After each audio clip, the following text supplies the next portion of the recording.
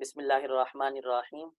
المنصوب الملحق آخرہ یا مشددۃ لتدل علی نسبته الى المجرد عنها وقیاسه حذف تاء التانیث مطلقا وزیادۃ التثنیۃ والجمع الا علما قد اعرب بالحرکات فلذلك جاء قنصری وقنصرینی۔ یہاں سے اسم منصوب کے احکامات کا بیان شروع ہو رہا ہے۔ پہلے اسم منصوب کی تعریف بیان کی کہ منصوب وہ اسم ہے الملحق آخرہ یا مشددۃ، جس کے آخر میں یا مشدد لگائی جائے، لتدل علی نسبتہ الی المجرد عنہا، لتدل تاکہ یہ یا مشدد دلالت کرے، علی نسبتہ کہ یہ کلمہ منصوب ہو رہا ہے، الی المجرد عنہا مجرد عن الیا کی طرف، جس میں یا مشدد ہے وہ کلمہ منصوب ہو رہا ہے اس کلمے کی طرف جس میں یا مشدد نہیں ہے۔ مثلا علویون، یہاں یا مشدد لگائی گئی تاکہ یہ یا دلالت کرے کہ علویون یہ منصوب ہے حضرت علی رضی اللہ تعالیٰ عنہ کی طرف، تو علی کی طرف منصوب ہے جس کے اندر یا مشدد موجود نہیں ہے۔ وقیاسہ حذف تاء التانیث مطلقا، یہاں سے اس میں منصوب کے قواعد کا بیان شروع ہو رہا ہے۔ اس میں منصوب کے تقریباً 31 کے قریب قواعد کو بیان کیا گیا ہے، اور اگر ان کے اصول کو دیکھا جائے تو ان کے تقریباً 4 اصول ہیں۔ نمبر 1 حذف، کہ کلمے کے اندر اس میں منصوب کے لیے حذف واقع ہو۔ نمبر 2 قلب، کہ کلمے کے اندر قلب واقع ہو۔ نمبر 3 رد، کہ کلمے کو اصل کی طرف لوٹایا جائے اس میں منصوب بناتے وقت۔ اور نمبر 4 اثبات، کہ کلمے کو اپنی حالت پر رکھتے ہوئے اس کا اس میں منصوب بنایا جائے۔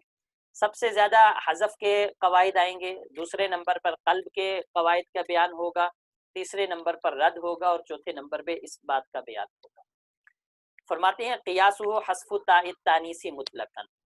اب یہاں سے ابتدا کے اندر حذف کے قواعد کو بیان کرنے لگے ہیں، لیکن یہاں پر 2 طرح کے قواعد کا بیان آئے گا۔ نمبر 1 وہ ان قواعد کا بیان آئے گا جن کے آخری حرف کو حذف کیا جائے گا۔ نمبر 2 ان قواعد کا بیان آئے گا جن میں آخری حرف کو حذف کرنے کے بعد ما قبل آخر کو بھی حذف کیا جائے گا۔ تو پہلے ان قواعد کا بیان ہے جس میں آخری حرف کو حذف کر کے اس میں منصوب بنایا جاتا ہے۔ کہتے ہیں قیاس یہ ہے کہ کلمے کے آخر میں اگر تائے تانیث پائی جائے تو مطلقاً اس کو مطلقاً حذف کیا جائے گا۔ مطلقاً حذف سے مراد یہ ہے کہ بے شک وہ کلمہ علم ہو یا وہ کلمہ غیر علم ہو، اس کو ہر حال کے اندر حذف کیا جائے گا۔ قاعدہ نمبر 2، اسی طرح اگر کلمے کے آخر اگر کلمہ تثنیہ یا جمع ہے اور اس کا اس میں منصوب بنانے لگے ہیں تو تثنیہ اور جمع کی جو زیادتی ہے، یعنی تثنیہ اور جمع کی جو علامات ہیں ان علامات کو حذف کر کے اس میں منصوب بنایا جائے گا۔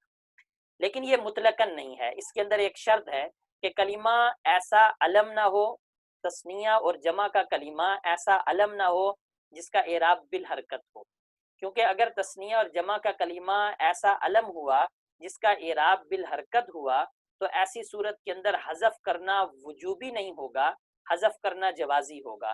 چاہے تو تثنیہ اور جمع کی علامات کو حذف کر کے پھر اس کا اس میں منصوب بنا لیا جائے، چاہے تو ان علامات کو باقی رکھتے ہوئے اس میں منصوب بنا لیا جائے۔ فرماتے ہیں فَلِذَلِكَ جَاءَ قِنَّصْرِيٌّ وَقِنَّصْرِينِيٌّ، کہ قنصرین اب اس کے اندر اختیار ہے، چاہے تو قنصرینی یا اور نون کو باقی رکھتے ہوئے اس کا اس میں منصوب بنایا جائے، اور چاہے تو حذف کر کے قنصری اس کا اس میں منصوب لایا جائے۔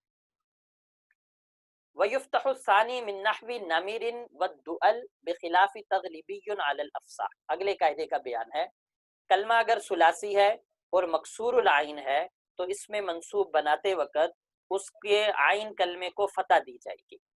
کلمہ اگر ثلاثی ہے اور مکسور العین ہے تو اس کا اس میں منصوب بناتے وقت عین کلمے کو فتح دی جائے گی۔ کہتے ہیں فتح دی جائے گی نمیر اور دؤل جیسی مثالوں میں، نحو کہہ کے اس قاعدے کی طرف اشارہ کر دیا، لہٰذا نمیر اس کا اس میں منصوب آئے گا نمریون، اور دؤل اس کا اس میں منصوب آئے گا دؤلیون، بخلاف تغلیبیون۔ لیکن اگر کلمہ رباعی ہو تو رباعی کے اندر کلمے کی عین کلمے کی کسرہ کو باقی رکھتے ہوئے اس کا اس میں منصوب بنایا جائے گا، لہٰذا تغلب کے اندر لام کی جو کسرہ ہے اس کو باقی رکھتے ہوئے اس کا منصوب تغلیبیون لایا جائے گا۔ وتحذف الياء والواو من فعیلۃ وفعولۃ بشرط صحۃ العین ونفی التضعیف. اگلے قاعدے کا بیان ہے، اور اس قاعدے کا تعلق اس صورت کے ساتھ ہے جہاں پر آخری حرف کو یعنی تا کو حذف کرنے کے بعد ما قبل آخر کو بھی حذف کیا جاتا ہے. تو فرماتے ہیں کہ اگر کلمہ فعیلتن اور فعولتن کے وزن پر ہو تو تا تو حذف ہوگی، لیکن تا کے حذف کے بعد ما قبل آخر یعنی یا اور واو کو بھی حذف کیا جائے گا. قاعدہ بیان کیا کہ فعیلتن اور فعولتن کے اندر یا اور واو کو حذف کیا جاتا ہے، لیکن دو شرائط کے ساتھ.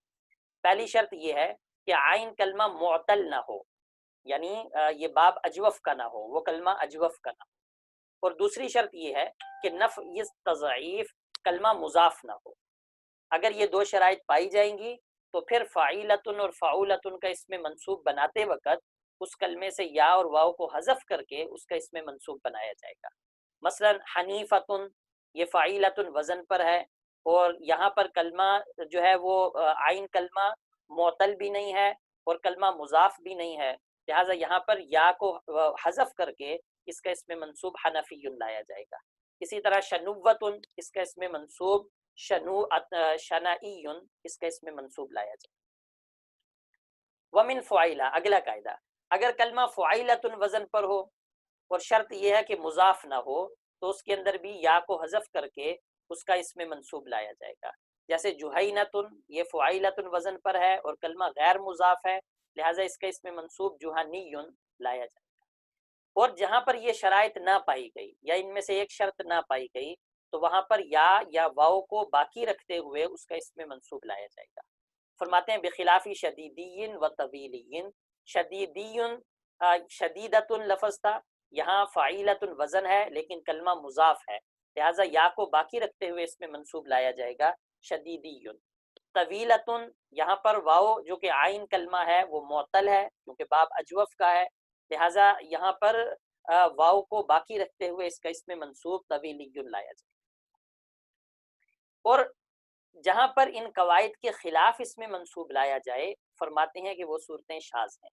لہٰذا سلیقیون سلیمیون قبیلہ ازد والے جو پڑھتے ہیں یا امیریون قلب والے جو پڑھتے ہیں یہ شاذ ہے. یہ شاذ اس وجہ سے ہے کہ سلیقیون کے اندر جو کہ سلیقتن کی جمع ہے یا کو حذف ہونا چاہیے تھا، سلیمیون کے اندر بھی یا کو حذف ہونا چاہیے تھا، امیریون کے اندر بھی یا کو حذف ہونا چاہیے تھا، یا کو باقی رکھ کے اس میں منصوب لایا گیا، یہ شاذ ہے. وعبدیون وجزمیون فی بنی عبیدۃ وجزیمۃ الشذ.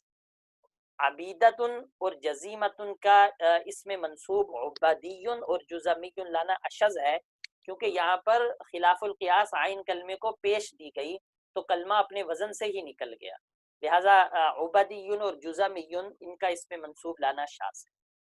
وخریبیون شاذن، یہ خریبیون بھی شاذ ہے کیونکہ اس کا اس میں منصوب خرابیون بنتا تھا، خریبیون لائی یہ شاذ ہے. ثقفیون قرشیون فقمیون بنو کنانہ والے جو پڑھتے ہیں، ملاحیون خزاعہ والے جو پڑھتے ہیں شاذن یہ بھی شاذ ہے.